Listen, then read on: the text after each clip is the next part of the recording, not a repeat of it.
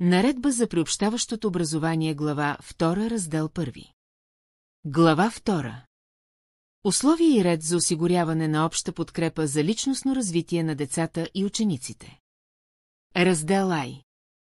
Ранно оценяване на потребностите от подкрепа за личностно развитие в предучилищното образование.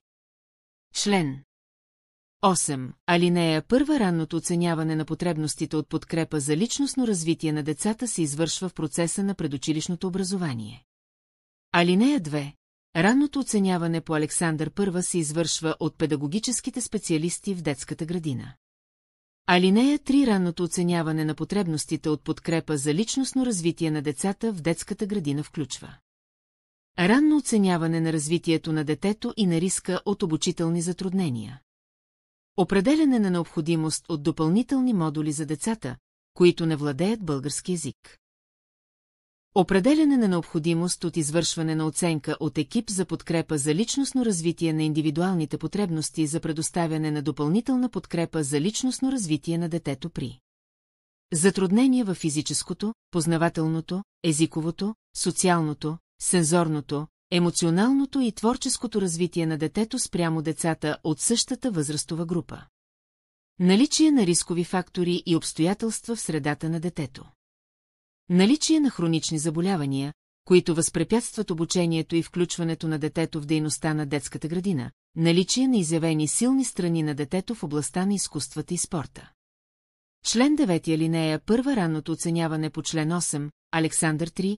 Т1 се извършва на децата от 3 години до 3 години и 6 месеца при постъпване за първи път на детето в детската градина. Алинея 2. Оценяването по алинея 1 се извършва чрез скрининг за определяне на риск от възникване на обучителни затруднения. Алинея 3. Оценяването по алинея 1 се провежда индивидуално за всяко дете с писменото съгласие на родителя след информирането му за начина на провеждането. Алинея 4. След провеждане на оценяването родителят се запознава с резултатите от него. Алинея 5. В зависимост от резултатите от оценяването координаторът съвместно с родителя определя за всяко дете дейности от общата и наклонена черта или от допълнителната подкрепа за личностно развитие.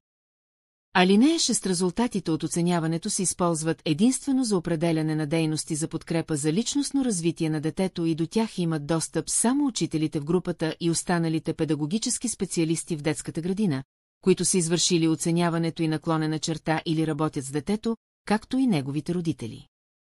Член 10 на децата на 5 и 6 години в подготвителните групи в детските градини или в училищата, на които не е извършено ранно оценяване от 3 години до 3 години и 6 месеца, се извършва оценка на риска от обучителни затруднения. Член 11. Алинея 1. Ранното оценяване на развитието на детето и на риска от обучителни затруднения по член 8 алинея 3. Точка 1 се извършва след обучение на педагогическите специалисти в детските градини или училищата.